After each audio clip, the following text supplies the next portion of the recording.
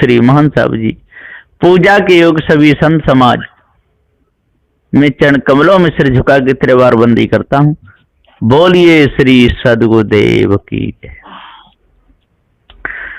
सदगुरु श्री कबीर साहब जी इस धरातल पर ऐसे महापुरुष हुए, उनके ज्ञान का सभी लोग आदर करते हैं। ऐसा कोई नहीं है जो सदगुरु श्री कबीर साहब के ज्ञान का आदर नहीं करता हो। महाविरोधी भी उनके ज्ञान का आदर करता है।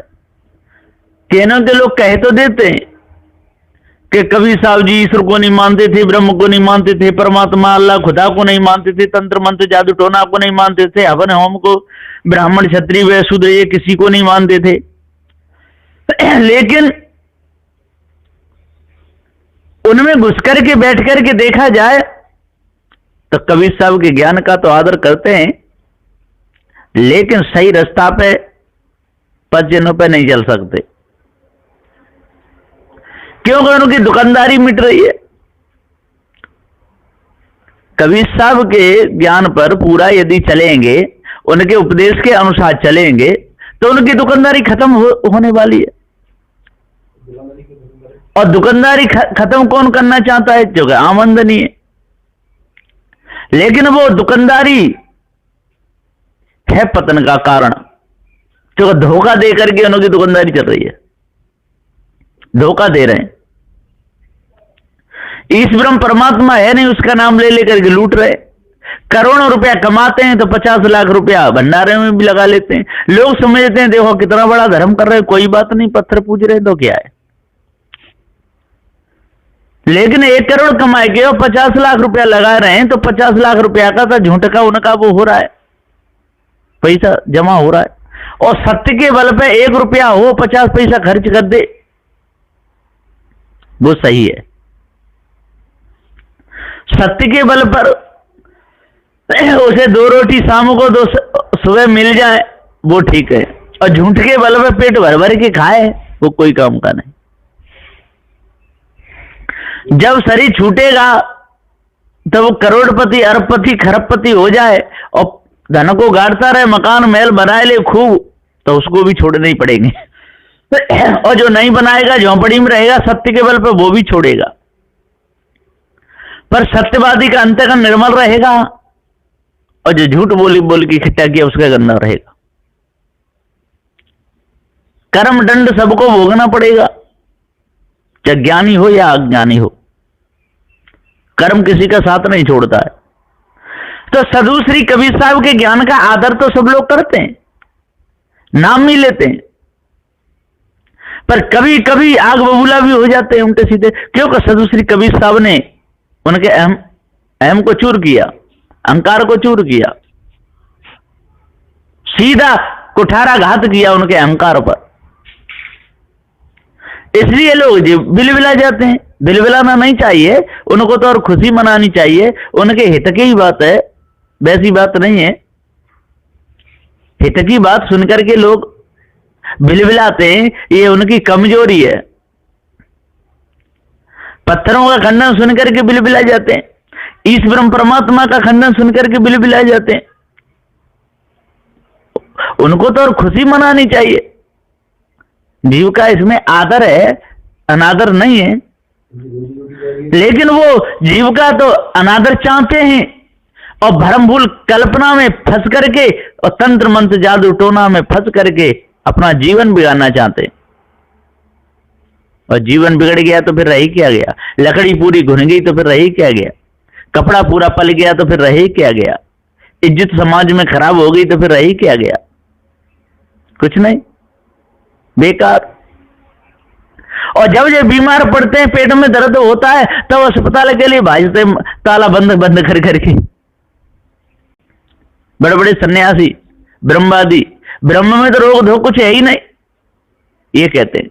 और जब बीमार पड़ते हैं तो आई चिल्लाते सीधे अस्पताल में, है ना। ब्रह्म बीमार भी पड़ जाता है, ब्रह्म नाराज भी हो जाता है, ब्रह्म में इंजेक्शन भी लगाने पड़ते हैं, बोतलें भी चढ़ती हैं, और फिर दर्द होता है तो ब्रह्म रो भी लेता है। और जब सुख मिलता है तो ब्रह्म हंस भी लेता है। कैसी पॉप कथाएं लोगों ने बना के रखी है, ये सारी बेकार की बातें। जब सारा संसार ब्रह्म से बना है और ईश्वरी माया है, द्वैत वाले कहते हैं ईश्वरी माया है, तो जो भी खेल हो रहा है ये सब ईश्वर में हो रहा है। जितने भी जो पकड़े गए उल्टे सीधे कर्मों में, तो ब्रह्म ही पकड़ा गया, ब्रह्म नहीं पकड़ा, ब्रह्म ने जेल में डाल दिया। जेल भी ब्रह्म, पकड़ने वाले भी ब्रह्म और पकड़े गए वो भी ब्रह्म। अब बैठे हुए जेल में, ये सब खुशी की बात है जो सब जेल में ही काम हो रहा है। चोरी हिंसा विचार लोग करते हैं, पकड़े जाते हैं, फिर वो सूली भी ब्रह्म, सूली पर चढ़ाया गया वो भी ब्रह्म और चढ़ाने वाला भी ब्रह्म है? कितना धोखा दिया है। सदगुरुदेव जी कहते हैं कि भैया ब्रह्म नाम की कोई चीज नहीं, ईश्वर नाम की कोई चीज नहीं, ये मिथ्या धोखा है। इस धोखे को अपने अंदर से अलग करो, अपने कर्मों को सुधारो। यदि ठीक ठाक बनना चाहते हो, शुद्ध साफ पाक साफ बनना चाहते हो, तो सतपथ पर चलो। इन झूठी बातों को अपने अंदर से निकाल दो, सत्यवादी बनो, जिंदे की पूजा करो। जिंदे माँ बाप भूखे और नंगे मरे, देख खोटे वचन तूने उनसे कहे। नकली देवी को मंदिर चला पूजने, झूठा घंटा हिलाने से क्या फायदा? कोई फायदा नहीं। करोड़ों रुपया मिल जाए तो फायदा नहीं, सोने के गद्दन पर सो जाए तब भी फायदा नहीं, क्योंकि संस्कार तो बिगड़ के मरेगा, सब पड़े के पड़े रह जाएंगे। कोठी बंगले सब खड़े के खड़े रह जाएंगे, सब नगीने जड़े के जड़े रह जाएंगे, सब खजाने गड़े के गड़े रह जाएंगे, कुछ भी साथ में नहीं जाएगा। और जब मरेगा तो लोग खुशी भी मनाएंगे। कोई कोई तो घी का दीपक जलाते हैं। सभी लोग जो किसी के मरे पे घी का दीपक जला रहा हो तो सभी लोग उसको खुशी हो रही है कि वो मर गया, जो गंदगी होगी नहीं उसको भगा रहा है, खुशी मनाते हैं लोग, है ना। ये नहीं समझ लेना कि जो अच्छे लोगों का जब शरीर छूटता है तो लोग खुशी मनाते हैं, भंडारे मनाते हैं, तो बुरे लोगों का छूटता हो तब भी नहीं मनाते हो, ऐसी बात नहीं है। उन्होंने कहा ज्यादा मनाते हैं, जोर सोचते कि चलो अब कंठ कटे हो, ऐसा रहता है। पूरा गांव खुशी। एक बिगाड़ानंद एक गांव में रहता था, और जब वो बिगाड़ानंद मर गया तो पूरे गांव में घी के दीपक जले।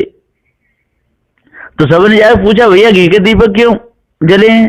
अरे का बहुत परेशान करता था, बड़ा परेशान, हमारे बेटा को मारता था, बेटी को ऐसे, और पूरे गांव में जबरदस्ती काम कराना, ये करना वो करना, बहुत परेशान करता था। तो अब हम पैर पसार के आराम की नींद सोएंगे, इसलिए घी के दीपक जलाए। ऐसा होता है। और एक गांव में शरीर छूटा, उसमें जाके पूछा भैया ये कैसे दीपक जल रहे हैं घी के? कि इसलिए जल रहे हैं कि हमको बहुत सुख दिया। किसी के पास में गेहूं नहीं होते थे तो गेहूं डाल जाते थे, दाल नहीं हो तो दाल दे जाना, तेल दे जाना, इसलिए हम खुशी में जला रहे हैं कि देखो उनकी कृपा से हमारे पास में आज किसी बात की कोई कमी नहीं। तो दोनों प्रकार से लोग खुशी मनाते हैं। तो ऐसी करनी कर चलो, बुरा कहे ना कोई, और बुरा कहे तो केन दे, भला कहे ना कोई। ऐसी करनी कर चलो, बुरा कहे ना कोई, अपनी जनती में कोई बुरा नहीं कह पावे, ऐसी करनी करो। और इतने पर भी यदि कोई बुरा कहता है तो वो तो कहेगा ही कहेगा। जैसे आप शराब नहीं पीते, शराब का खंडन करेंगे तो शराबी लोग तो चिढ़ेंगे ही चिढ़ेंगे। और वो जो शराब नहीं पीते उनकी बुराई करें तो सभी लोग उनकी बुराई करना कोई बुराई नहीं है, वो तो वैसे ही है। अब मांस का खंडन करेंगे तो बेचारे जो मांसाहारी मांस बेच रहे हैं इनकी दुकानदारी ठप हो जाए, तो वो तो चिढ़ते हैं शाकाहारियों से, शराबी भी चिढ़ते हैं, वो तो बुराई करेंगे ही करेंगे। तो ऐसे लोग यदि अच्छे लोगों की बुराई करें तो उस पर कोई ध्यान नहीं देना चाहिए। और जो अच्छे लोग हैं वो तो कभी बुराई करेंगे ही नहीं, वो तो बुरे को ही बुरा कहेंगे, अच्छे को कभी बुरा नहीं कहेंगे अच्छे लोग। तो सदगुरुदेव जी हम पुकार के समझाते हुए कहते हैं कि भाई अपना अपना सुधार कर लो, क्योंकि संसार में बिगाड़ आनंद बहुत है, ढूंढ रहे। बिगाड़ आनंदों की कोई कमी नहीं है। एक गांव में एक बिगाड़ानंद रहता था, पूरे गांव को परेशान करता था, आसपास भी परेशान करता था। अब उसका मरने का समय नजदीक आया, बीमार पड़ गया, उसे पता चल गया अब मैं बचूंगा नहीं। उसने पूरे गांव के लोग बुलाए और हाथ जोड़ के उसने विनय की कि एक मेरी अर्जी पूरी कर दो, मैं अर्जी लगा रहा हूं आप लोगों के सामने। सब बोले क्या बात है भैया बताओ, कि मैंने बहुत बुरे बुरे काम करे हैं, मैंने आप लोगों को परेशान भी किया है, आज मेरी एक अंतिम इच्छा है, आप पूरी कर दोगे तो आपका बहुत बड़ा मेरे ऊपर एहसान रहेगा। तो क्या कि जब मैं मर जाऊं तो कृपा करके 2-2.5 हाथ का खूंटा छील करके और मेरे मुंह में गाड़ देना, आर पार निकाल देना मुंह में से लगाए, और ठटरी पे कस के तब मुझे ले जाना, क्योंकि इस मुख से मैंने कभी किसी के बारे में अच्छा नहीं सोचा, बुरे बुरे शब्द कहे, बुराई हम बहुत करी है। तो इसमें खूंटा ठुक जाए आपके द्वारा तो मैं तर जाऊंगा, बैकुंठ को चला जाऊंगा। पूरे गांव के लोग बोले ठीक है भैया, तेरी जनता इच्छा हम पूरी कर देंगे। जब समय आने पर बिगाड़ानंद मर गया, पूरे गांव के लोग इकट्ठे हुए, उन्होंने 2-2.5 हाथ का डंडा छीला खूब बढ़िया, और छील करके उसके मुंह में भरिया तरह करके वो गाड़ दिया, और गाड़ करके और उसको ठटरी पे कस करके और लेके चलते हैं और बोलते जा रहे हैं राम बोलो भाई राम बोलो, राम बोलो भाई राम, आवाज जा रही। किसी ने जाकर के थाने में बता दिया कि बिगाड़ानंद मर गया, और बिगाड़ानंद ने पहले ही जाके थाने में बता दिया था कि मेरे सब दुश्मन है, और कहते हैं कि जब तू मरेगा तो तेरे को मुंह में खूंटा ठोक के मारेंगे, ऐसे कहते हैं। पुलिस वाले भी लिखवाया था और लोगों ने जाके बताया पुलिस को, आएगी पुलिस, नीचे उतरवाया बिगाड़ानंद। जैसे नीचे उतरवाया तो मुंह में खूंटा ठोका, क्या हाँ बिगाड़ानंद देखो लिख के भी गया है, लिखवाए के थाने में कि जी गांव के लोग मेरे मुंह में खूंटा ठोक के मुझे मार सकते हैं, ऐसे कहते। एकदम सबके सब पकड़ गए जेल में, कोई कहीं कोई कैसे भी। बेचारे बहुत रोए गए बारे, बिगाड़ानंद तेने जीते जीते दुख दिया सो दिया, मरने पर भी दुख दे करके मरा। ऐसे ऐसे बिगाड़ानंदों की कोई कमी नहीं है। पहले भी बिगाड़ानंद हुए, सतयुग त्रेता द्वापर में भी। कृष्ण भी कम बिगाड़ानंद नहीं थे, उन्होंने धद्दर बाढ़ पे सारे के सारे मर बैठारे, और कह देते थे कि नहीं ये तो सब मरे हुए हैं, ये तो मेरी आज्ञा का आप पालन कर रहे हो पांडवों, चिंता मत करो, आपको कोई पाप नहीं लगेगा। तो जीते जी इतना दुख दिया, इतना दुख दिया बहुत। और जब प्रभास पट्टन में जब जराव्याध ने उसके पैर में तीर मारा, हुआ मर रहा था, उस समय अर्जुन पहुंचा तो वहां भी कह दिया कि देखो भाई अब मैं तो जा रहा हूं अपने लोग के लिए, और आपको आना है तो बारे में गल के मर जाओ। तो जीते जी दुख देता रहा, मरने पर दुख दे के मर। ऐसे ऐसे लोग पहले भी कम नहीं थे और आज भी लोग कोई कम नहीं है। तो सदगुरुदेव श्री कबीर साहब जी कहते हैं कि भैया जड़ चेतन के भेद को जान लो, कर्म विधानों को समझो, किसी का बुरा मत सोचो। किसी का यदि बुरा सोचोगे तो आपके साथ में भी बुरा करने वाले तैयार हो जाएंगे, और अच्छा सोचोगे तो आपका अंतःकरण पवित्र रहेगा, आपके साथ में अच्छा ही होगा। पूर्व जन्म के यदि आपके कोई बुरे कर्म होंगे भी तो उनका फल तो आपके शरीर पे आ जाएगा, और वर्तमान में पुरुषार्थ करके अपने कर्मों को सुधार लोगे तो वो भी सुख शांति में ही बीतेगा। पूर्व जन्म का जो दुख आएगा वो भी आएगा, जरूर भोगना पड़ेगा, पर कठिन दुख में नहीं जाएगा, वो सरल तरीका से निकल जाएगा। जिस प्रकार से कहीं गाड़ी फंस जाए और जबरदस्ती उसको फेल पाल के निकालो तो टूट टाट जाती है, वैसे, और कारीगर को बुला करके ला करके उसमें जैक लग जाए चारों ओर से, और बढ़िया तरह निकल जाए तो सरल तरीका से निकल जाती है।